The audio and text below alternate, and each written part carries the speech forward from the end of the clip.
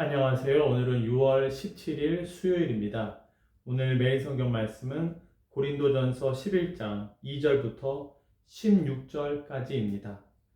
말씀을 먼저 봉독해 드리겠습니다. 너희가 모든 일에 나를 기억하고 또 내가 너희에게 전하여 준 대로 그 전통을 너희가 지킴으로 너희를 칭찬하노라. 그러나 나는 너희가 알기를 원하노니 각 남자의 머리는 그리스도요 여자의 머리는 남자요 그리스도의 머리는 하나님이시라.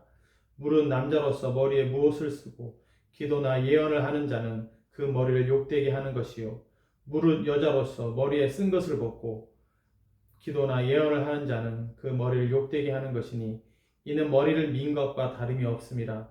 만일 여자가 머리를 가리지 않거든 깎을 것이요 만일 깎거나 미는 것이 여자에게 부끄러움이 되거든 가릴지니라. 남자는 하나님의 형상과 영광이니 그 머리를 마땅히 가리지 않거니와 여자는 남자의 영광이니라. 남자가 여자에게서 난 것이 아니요 여자가 남자에게서 났으며 또 남자가 여자를 위하여 지음을 받지 아니하고 여자가 남자를 위하여 지음을 받은 것이니라. 그러므로 여자는 천사들로 말미암아 권세 아래에 있는 표를 그 머리 위에 둘지니라.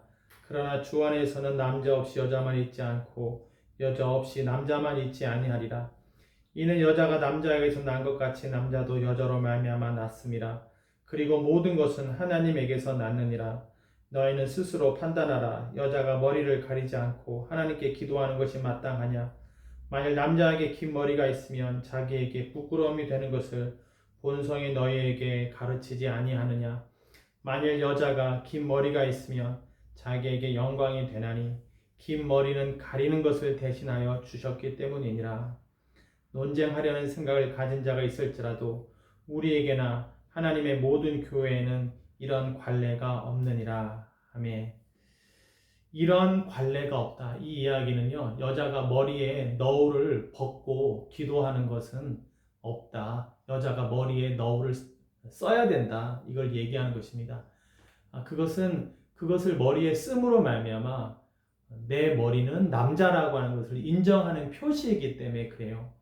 그것을 쓰지 않고 기도하는 것, 다른 종교에서는 있었나 봐요. 그러니까 머리에 쓰지 않고 하는 것은 다른 종교에서나 하는 것이거나 아니면 남편이 없는 사람들이 하는 모습이기 때문에 우리 교회 안에서의 여자들은 남편이 있고 또 권위 아래에 있다는 뜻으로 머리에다가 너울을 써야 된다. 그 이야기를 하는 겁니다. 그것을 쓰지 아니하면 다른 신의 종교 믿는 사람처럼 보이거나 조금 경건하지 못한 여인들 같이 보이므로 머리에다가 너울을 쓰고 기도나 예언, 하나님의 말씀을 전해라. 이렇게 지금 이야기하고 있는 것이죠. 반대로 남자는 머리에다가 너울을 쓰면 안 된다. 이렇게 얘기합니다. 그것은 남자의 머리가 하나님, 예수님이라고 하는 거예요.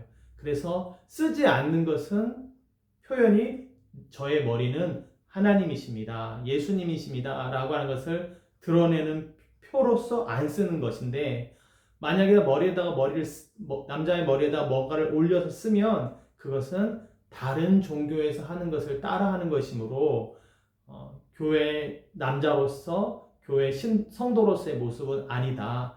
그러므로 쓰지 말라. 이렇게 이야기를 하고 있습니다.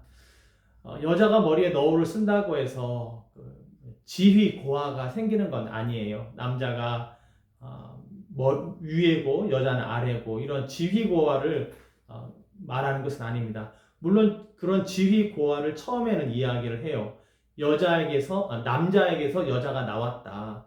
그리고 남자가 여자를 돕는 것이 아니라 여자가 남자를 돕는 것이기 때문에 지위 고하와 같은 이야기를 합니다. 하지만 남자나 여자나 다 하나님에게서 나왔다. 이런 이야기를 하는 것이죠. 그 이야기는 남자가 여자의 몸에서 태어나잖아요. 여자가 남자의 몸에서 나왔지만 남자를 돕는 역할이지만 남자도 여자에게서 태어나므로 남자 없이 여자가 있을 수 없고 여자 없이 남자가 있을 수 없다. 그래서 이 모든 것은 다 하나님으로부터 난 것이다. 11절과 12절에 이야기를 합니다. 8절과 9절만 이야기하면 지위 고하가 있는 것처럼 보여요.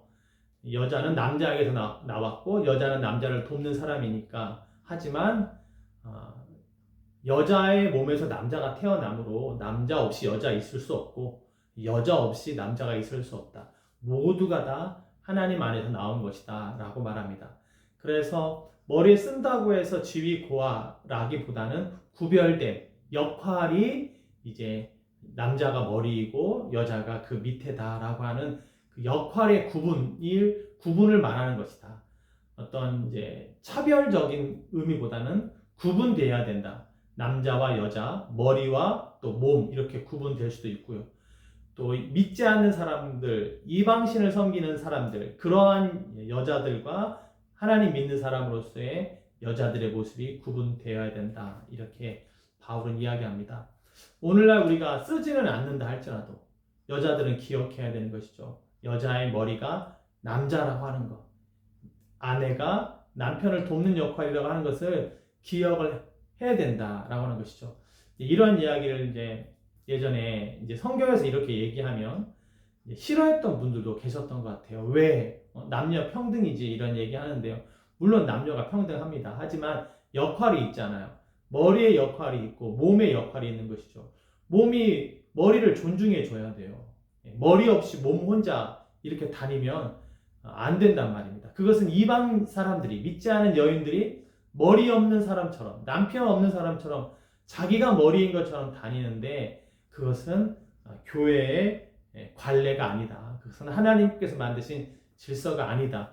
그런 의미에서, 그런 차원에서 머리에다가 여자들이 뭘 쓰진 않아도 남편을 인정하고 높여주고 세워주는, 존경해주는 것이 아내로서 가져야 될 모습이다 라고 하는 것입니다. 그러면 남편은 어떻게 해야 됩니까? 머리도 책임이 커요. 머리가 성실해야 되고 머리가 화내버리면 안 됩니다. 머리가 못하겠다 해버리면 몸도 못하게 되고요. 머리가 해보겠다 하면 몸도 따라가는 것이죠.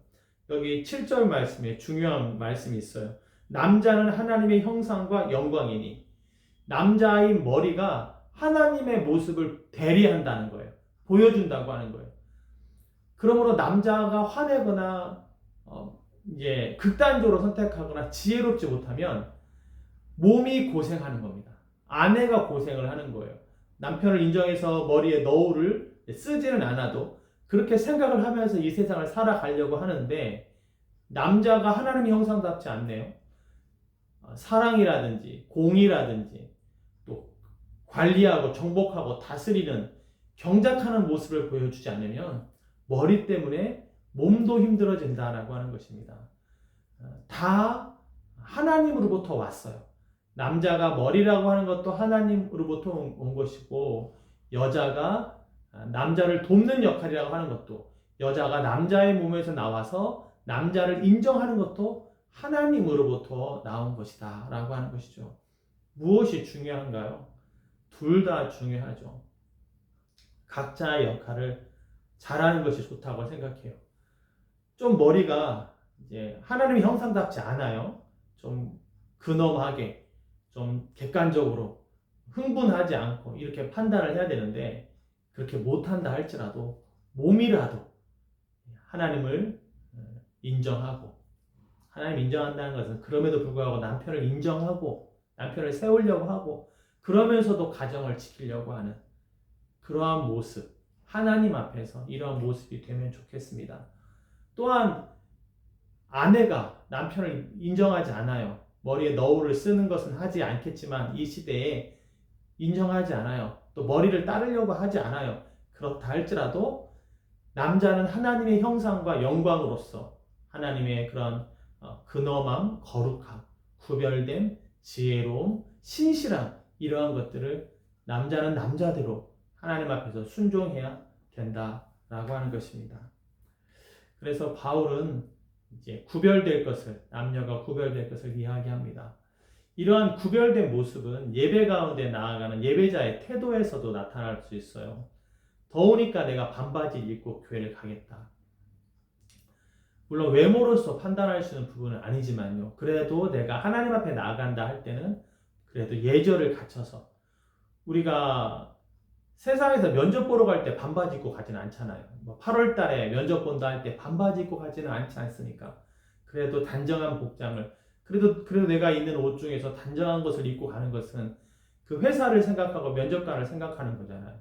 내가 더워도 예배 가운데 어떠한 옷을 입고 갈 것인가, 이런 것도 적용해 볼 수가 있겠죠. 뭐 무엇이라도 구별될 것을 바울은 이야기합니다. 이방 여인들과 같이 하지 말고 또 이방 남자들과 같이 하지 말고 구별될 것을 말씀하고 있습니다. 아까 7절에 남자는 하나님의 형상과 영광이다, 이 말씀이 많이 와 닿네요. 노하시는, 화내시는 하나님을 몸에게 보여줄 것인가, 아내에게 보여줄 것인가, 사랑과 자비의 하나님을 보여줄 것인가. 남자는 하나님의 형상과 영광이다, 하나님의 대리자이고 하나님의 모습을 비춰주는 그런 투영하는, 하나님의 모습을 투영하는 그런 역할이다. 이런 것을 생각하면서 잘할 수 있는 우리 또 남자들 되면 좋겠습니다. 기도하겠습니다. 하나님 아버지, 남자는 하나님의 형상과 영광이라고 말씀합니다. 하나님의 모습을 보여주는 대리자이고 하나님이 어떠한 분이신지를 대신하여 보여주는 역할을 맡겨주셨습니다. 그 역할 잘 감당할 수 있도록 견디고 신실하며 하나님 앞에서 정말 하나님을 좋은 모습으로 나타내 보여줄 수 있는 우리 남자들, 남편들이 될 수 있도록 주님 도와주시옵소서. 몸을 향하여, 자녀를 향하여 하나님의 선하심을 나타내 보일 수 있도록 주님 도와주시옵소서. 이 모든 말씀 예수님의 이름으로 기도했습니다. 아멘.